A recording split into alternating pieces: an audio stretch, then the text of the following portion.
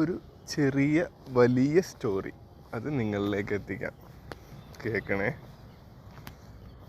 മധ്യപ്രദേശിലെ എന്നും നടക്കാനിറങ്ങുന്ന ഒരു വനാന്തര പാത എന്നും അവരെ കണ്ണിൽ പെടുന്നുണ്ടെങ്കിലും മൊബൈലെടുത്ത് ക്യാമറയിൽ പകർത്താൻ ഒരിക്കലും ബുദ്ധിയിൽ തോന്നിയിട്ടില്ല എന്ന് വേണം പറയാൻ.